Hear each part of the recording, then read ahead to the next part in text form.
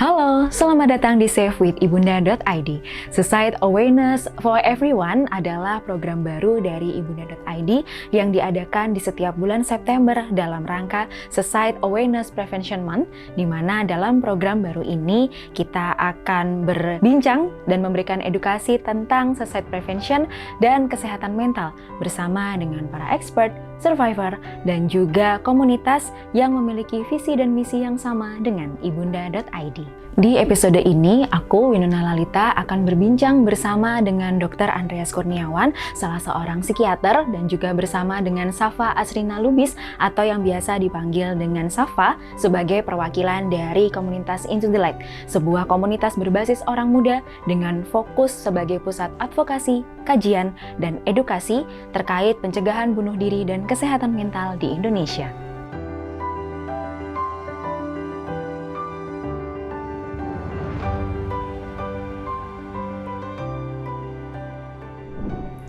Oke, halo Dr. Andreas dan juga Kak Syafa, gimana kabarnya hari ini? Aman semuanya? All good. All good, oke. Nah, hari ini kita bakalan ngobrol-ngobrol nih sama Dr. Andreas dan juga Kak Syafa dari Into the Light gitu ya, terkait dengan fenomena bunuh diri di Indonesia nih. Aku pertama mau nanya dulu sama Dr. Andreas, sebenarnya fenomena bunuh diri di Indonesia itu seperti apa sih dokter, dan bagaimana tingkatannya di Indonesia itu? Bisa dimulai, dokter, silakan. Kalau untuk angka atau data mungkin nanti Kak Syafa bisa bantu ya. Kalau saya mungkin akan melihatnya dari realitanya aja gitu. Ya kalau misalnya kita buka sosial media, lihat baca berita gitu ya kan, kita mungkin sudah, ini agak ironis ya, tapi kita tidak lagi terkejut ketika melihat ada berita tentang orang mengakhiri hidupnya. Tetap saja sih kayaknya semua kisah tentang bunuh diri ya, semua kisah tentang mengakhiri hidup itu pasti tragis. Tapi karena sangat sering muncul, kayaknya kita ya tadi jadi dalam situasi yang kita sudah tidak lagi segitunya terkejut. Karena memang faktanya ada gitu, realnya ada.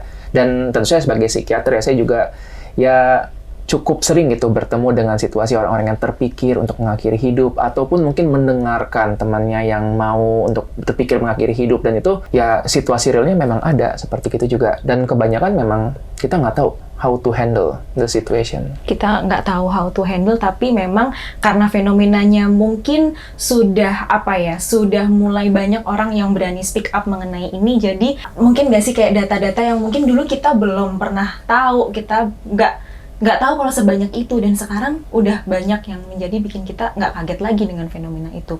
Mungkin kalau dari Kak Safa bisa dibantu terkait data-datanya itu sebenarnya kayak gimana sih, Kak? Kalau dari WHO itu di dunia ini, kalau satu dunia itu 800.000 orang per tahun melakukan percobaan bunuh diri dan berhasil. Nah, kalau di Indonesia sendiri yaitu 3,7 orang per 100.000 orang. Jadi kurang lebih 10.000 per tahun, dan itu kurang lebih 1 orang per jamnya. Jadi di Indonesia aja segitu, itu menurut WHO. Tapi untuk mungkin beberapa orang yang mungkin nutupin kenapa meninggalnya, atau misalnya ada anggota keluarga yang bunuh diri, biasanya kan itu dianggap sebagai aib gitu ya. Itu kalau itu juga belum termasuk ke dalam data yang tadi aku sebutin. Jadi mungkin bisa lebih banyak daripada itu. Gitu. Data-data yang ada aja cukup ekstrim ya angkanya ya. Ekstrim. Tapi kalau misalkan sebelum tindakan atau percobaan bunuh diri itu sebenarnya tahap apa sih? Aku mau tanya ke Dr. Andreas nih, tahap apa sih sebenarnya yang dialami oleh seseorang sampai dia punya thoughts, dia punya pemikiran untuk gue mau mengakhiri hidup gue aja gitu? Sebenarnya aku masih terkejut dengan dengar data tadi, karena datanya per 1 jam gitu ada orang yang terpikir atau mencoba untuk bunuh diri, dan yang keangkat baru segitu, ya berapa banyak ya data yang kita nggak tahu ya, gitu kan. Dan tadi begitu tanyakan apa yang ada dalam pikiran seseorang itu ketika terpikir untuk mengakhiri hidupnya, sebenarnya agak bertentangan dengan insting makhluk hidup. Makhluk hidup kan instingnya untuk survival, pasti pengen untuk bertahan hidup. Iya, betul. Jadi agak aneh, kenapa makhluk hidup yang punya desain mempertahankan hidupnya, kok terpikir sebaliknya? Gitu. Kalau yang banyak dilakukan ya kita ngobrol-ngobrol atau dengarkan cerita dari orang-orang yang mungkin banyak berkontak dengan orang-orang yang melakukan percobaan untuk bunuh diri. Rata-rata yang mereka pengen adalah mengakhiri rasa sakit. Sebenarnya itu ya, Java ya. Jadi bukan mengakhiri hidup, tapi rasa sakitnya begitu menyakitkan, dan kebetulan rasa sakit ini kan nempel sama hidup. Jadi seolah-olah dengan aku menghentikan hidup, rasa sakitnya juga berhenti gitu. Dan bagi kita yang mungkin nggak mengalami itu, mungkin akan merasa kok nggak masuk akal, nggak make sense berpikir seperti itu. Tapi ketika seseorang sedang mengalami rasa sakit yang sangat berat, saya rasa apapun yang terpikir bagi mereka tuh masuk akal gitu, make sense. Bahkan kalaupun tadi mengakhiri hidup demi menghentikan rasa sakitnya. Jadi berawal dari sebenarnya yang mau dia cut itu adalah rasa sakitnya, tapi dia nggak mampu untuk cari bantuan di situ, atau mungkin dia nggak tahu bagaimana caranya, akhirnya terpikirlah untuk bunuh diri gitu ya. Tadi benar kata dokter, aku setuju, terkejut juga dengan angka yang disebutin sama Kak Safa. Oke, tadi kita sudah bahas tentang fenomenanya gitu ya, kita bahas angka-angka yang cukup ekstrim itu tadi, terus tahap-tahapan dari seseorang ketika mereka dari mengalami gangguan kesehatan mental awalnya sampai punya pikiran untuk bunuh diri gitu. Nah, aku mau nanya dulu sama Kak Safa, sebenarnya faktor apa sih Kak yang menyebabkan seseorang itu bisa punya pikiran untuk mengakhiri hidupnya? Jadi faktor orang ingin mengakhiri hidup itu ada 3, yaitu social, biological, sama psychological. Jadi kita itu nggak bisa bilang kayak kenapa misalnya media tuh suka ngepotre bunuh diri karena asmara, bunuh diri karena bullying. While itu bisa jadi satu trigger yang besar, tapi kita nggak bisa bilang bunuh diri itu karena faktor tunggal, karena itu bahaya banget. Itu bisa create another stigma, bisa bikin stigma baru, dan bisa ngebuat triggering buat orang lain yang lagi ngejalanin masalah di satu masalah tertentu kayak gitu. Jadi faktornya nggak mungkin cuma satu, karena itu pasti complicated gitu ya. Pasti. Itu dari Kak Safa. Nah, kalau dari Dokter Andrea sendiri sebenarnya diagnosanya seperti apa sih dok? Seseorang itu tuh bisa sampai punya pikiran atau mungkin bahkan melakukan percobaan untuk bunuh diri gitu? Yang banyak mungkin orang-orang pikirkan ya depresi gitu ya. Ini bunuh diri karena depresi kayak gitu. Setuju banget sama Syafa bahwa kita nggak bisa bilang dia bunuh diri karena depresi. Kalaupun memang dia depresi dan bunuh diri, ya bisa jadi dia bunuh diri bukan karena kondisi depresinya. Bahkan kenyataannya banyak situasi lain yang membuat seorang bisa terpikir ataupun melakukan bunuh diri. Ya depresi salah satunya. Karena salah satunya bisa jadi gini, orang mikir, dia kelihatannya nggak depresi, kayaknya ketawa-ketawa aja, happy-happy aja, masa sih dia mau bunuh diri? Ada loh faktor-faktor lainnya, kondisi cemas, misalnya cemas yang sangat berat bisa juga seperti itu. Atau bipolar, pada orang dengan serangan panik itu bisa juga mereka terpikir untuk mengakhiri hidup karena sedemikian sakitnya itu yang dirasakan. Skizofrenia juga salah satu kelompok yang mereka rentan untuk risiko bunuh diri. Bahkan untuk hal-hal yang orang-orang anggap ini bukan sesuatu yang besar, bisa juga ketika mengalami rasa sakit itu mereka bisa terpikir mengakhiri hidup. Beberapa orang dengan kesulitan tidur yang sangat sulit, mereka pun terpikir kalau gini mendingan aku meninggal aja. Orang dengan gangguan sakit mah yang nggak sembuh-sembuh bisa jadi terpikir kayak dengan mati aja gitu. Jadi kita nggak bisa menganggap tadi sesederhana itu bahwa ini gara-gara satu kondisi aja. Ya yang penting kita coba untuk kenali bahwa ada rasa sakit yang mereka rasakan. Nah tinggal gimana bagi kita untuk mencoba mengenali, menyentuh rasa sakit tersebut. Oke, berarti nggak mungkin hanya ada kayak sama tadi bilang nih dia bunuh diri gara-gara putus cinta gitu, kayak nggak bisa ya dibilang kayak gitu, karena itu bahaya banget bahwa satu faktor itu nggak mungkin hanya satu faktor aja, nggak mungkin hanya satu faktor aja yang menyebabkan seseorang punya pemikiran untuk bunuh diri. Gitu. Dan takutnya malah jadi ini ya, kita lengah misalnya, karena dia mau bunuh diri karena patah hati, ya udah dicariin pasangan baru. Padahal bukan itu. Bukan itu, padahal benar sekali. Nggak bisa menjadi solusi juga gitu, karena kan pain-nya dia tuh kadang complicated gitu ya dokter ya. Seperti yang tadi aku bilang kan ada social, biological, sama psychological. Jadi social itu ada dukungan keluarga, dukungan teman. Jadi mungkin kalau dia patah hati karena asmara, kalau ada teman dan keluarga yang mendukung, dia jadi nggak mengcover itu bisa itu ya. Oke. Kalau dari Into the Light sendiri, ada nggak sih Kak orang yang pernah atau ingin nge-reach out nih bahwa dia mengalami struggle, dia mengalami hal yang nggak nyaman, yang mungkin menimbulkan pemikiran ingin bunuh diri, terus nge-reach out dari Into the Light sendiri? Ada nggak sih Kak kasus-kasus kayak gitu? Kalau kasus yang nge-reach out itu banyak banget, lumayan banyak banget ya. Dan walaupun Into the Light itu bukan hotline bunuh diri, tapi memang selalu direspon dengan baik gitu. Kita ngasih tahu, Kak, coba tarik nafas dulu, memberikan psychological first aid gitulah ya. Dan kita juga rekomendasi untuk bertemu dengan profesional. Tapi so far yang aku tangani, yang datang ke aku gitu ya, dan reach out untuk ngomongin tentang gimana dia ingin mengakhiri hidup dan bunuh diri dan lain-lain, seperti itu banyak banget sih. Dan biasanya mereka itu enggan untuk pergi ke profesional. Biasanya kalau aku tanya, udah coba pergi ke profesional belum? Itu belum. Jadi memang stigma terhadap pergi ke profesional dan percobaan bunuh diri gitu ya, itu sangat berkaitan dengan erat gitu sih. Oke, itu yang dari datang ke Into the Light gitu ya. Kalau dari Dokter Andrea sendiri yang langsung nih menangani pasien itu, kalau aku boleh tahu, berapa banyak sih dok yang sampai mereka punya thoughts untuk bunuh diri itu yang datang ke dokter sebagai profesional nih? Oke. Kalau yang terpikir, sebenarnya relatif banyak sih. Dan rata-rata mereka mengatakan seperti tadi yang Kak Syafa bilang juga, mereka terpikir tapi mereka nggak bisa menyampaikan.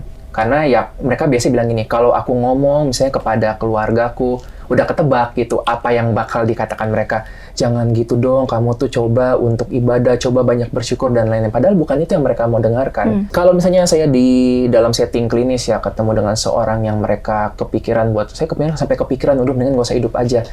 Yang kita lakukan adalah untuk mendengarkan saja gitu, biarkan dia bercerita, berikan ruangan yang selama ini dia nggak dapatkan. Dan mereka nggak minta macam-macam kok, mereka hampir nggak ada yang pernah ya datang dan mengatakan, dok tolong kasih saya kata-kata motivasi penghiburan supaya saya nggak jadi untuk bunuh diri. Nggak ada, mereka cuma bercerita dan itulah yang mereka butuhkan gitu. Jadi tadi pikiran itu memang cukup banyak. Kalau yang mungkin sampai melakukan gitu ya, tetap ada beberapa walaupun dalam terapi gitu. Dan itu pun setelah mereka misalnya mencoba melakukan terus masuk dalam perawatan, rata-rata pun mereka ada yang merasa bersalah ataupun malu gitu. Rata merasa padahal aku sudah terapi tapi kok masih juga terpikir gini. Jadi kasihan kalau pikir orang yang terpikir bunuh diri itu mereka terus menyalahkan dirinya kayak gitu. Maka yang kita pengen adalah untuk berempati dengan itu, untuk menyadari bahwa nggak apa-apa kok, aku tahu gitu rasa sakit yang dirasakan itu seperti apa. Nah gitu mungkin yang mereka butuhkan begitu ya, untuk sekedar ya dipahami gitu bahwa itu menyakitkan. Didengarkan gitu ya rasa sakit mereka gitu. Nah, kalau tadi Kak Syafa bilang yang reach out into the light banyak yang mungkin belum mencari bantuan profesional. Alasan mereka tuh apa sih Kak? Biasanya karena stigma itu sendiri ya. Stigma itu kan kayak virus gitu ya. Kayak masuknya tuh nggak jelas kapan, tiba-tiba semua orang udah menganggap pergi ke profesional berarti aku adalah orang gila, there's something wrong with me, dan lain-lain. Dan akhirnya mereka jadi nggak mau datang ke psikiater atau psikolog atau terapis kayak gitu.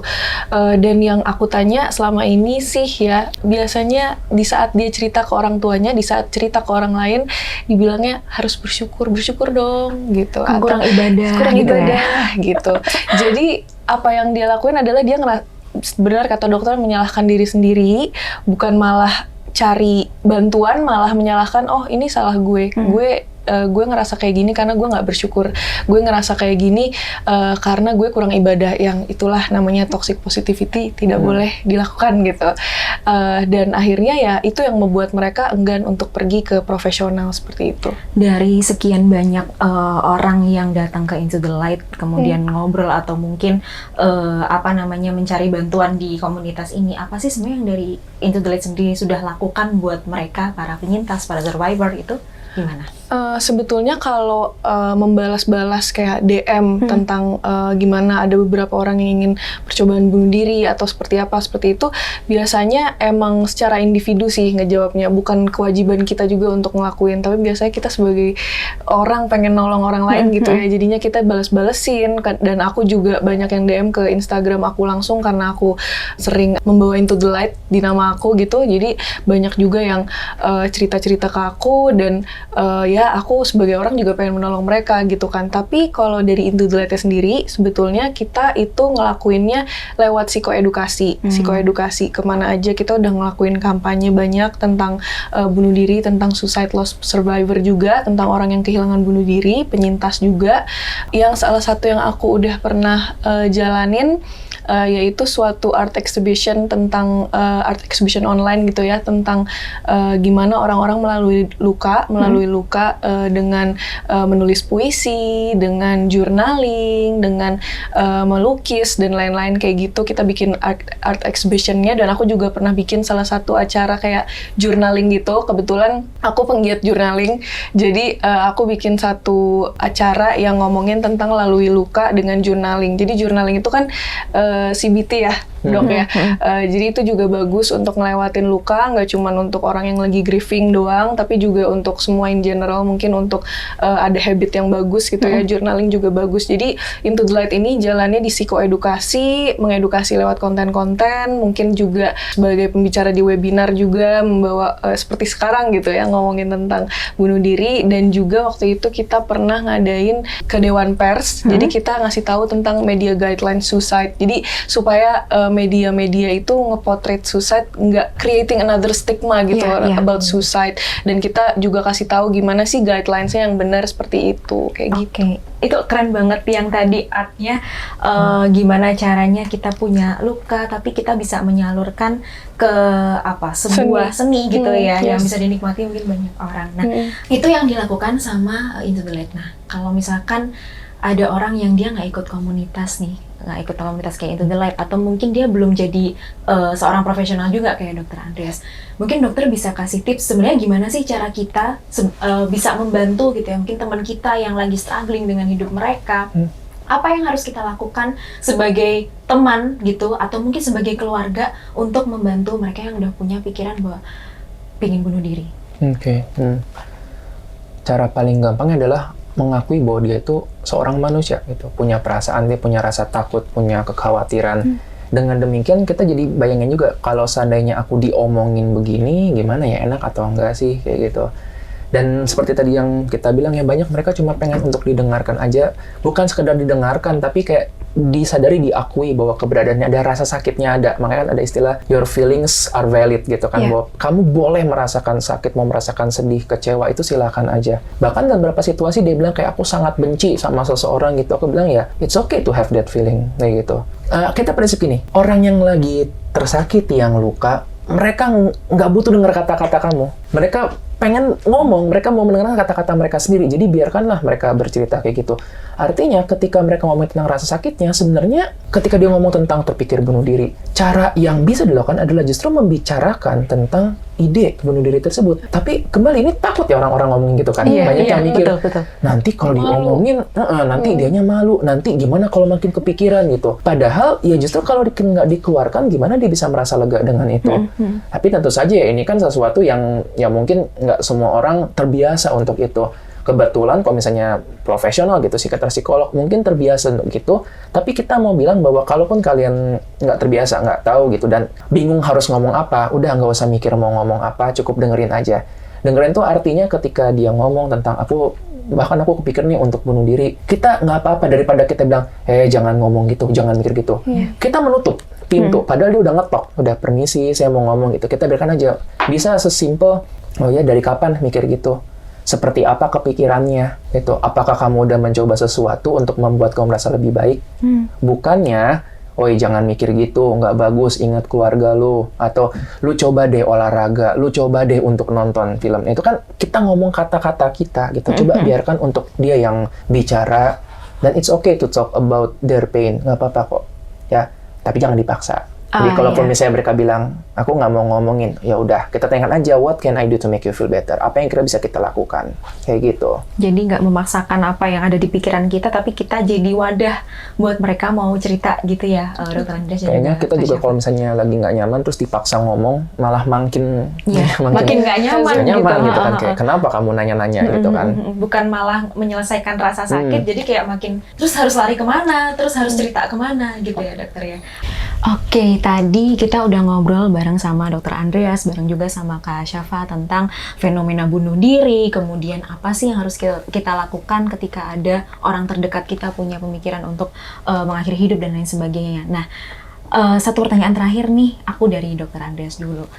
Ada nggak pesan dari Dr. Andreas kepada teman-teman survivor di luar sana, kalau mereka punya pemikiran untuk bunuh diri, apa yang harus mereka lakukan? Silakan dokter.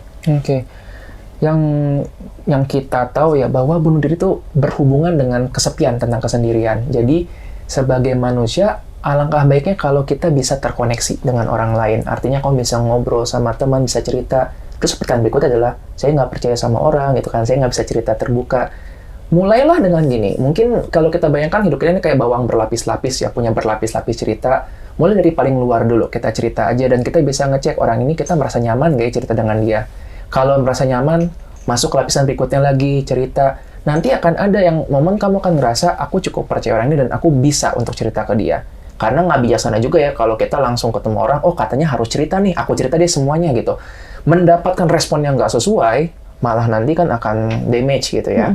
Nah, jadi kita mungkin dalam situasi ini berpikir kayak, tapi aku membebani orang. Enggak kok, gitu. Aku pernah mendengarkan satu quote ini dan menurut aku ini indah banget gitu. Someone is glad that you are still alive today. Kita nggak tahu seseorang itu siapa, tapi ada gitu. Orang yang akan gembira, yang akan bersyukur, yang akan senang bahwa kamu masih ada hari ini. Jadi ya, ketika merasakan kesendirian, kesepian itu, mungkin reach out aja. Reach out, mencari bantuan, jangan ragu untuk mencari bantuan. Ke yang dipercaya. Yang dipercaya, betul. Oke, aku setuju banget sama Dr. Andreas. Kalau dari Kak Syafa sendiri, mau bilang apa ke para survivor? Mungkin kalau aku, satu, reach out, aku setuju banget. Yang kedua adalah kalau sudah mengganggu aktivitas sehari-hari, sudah mengganggu banget dan sudah kepikiran banget, it's time to seek for help. Dan help yang paling menurut aku kredibel yaitu adalah profesional. Hapus stigmanya, jangan ada stigma tentang pergi ke profesional itu berarti apa, itu dihapus dulu. Pergi ke profesional and know that you're not alone. Itu penting banget, know that you're not alone. Dan satu slogan dari To The Light yaitu adalah hapus stigma, peduli sesama, sayangi jiwa. Oke, keren banget. Terima kasih Dr. Andreas, terima kasih Kak Syafa. Nah, teman-teman, tadi kita udah ngobrol bareng gitu ya dengan Dr. Andreas dan juga Kak Syafa dari Into the Light. Sekian dulu untuk episode pertama ini, kita ketemu di episode selanjutnya. Dah!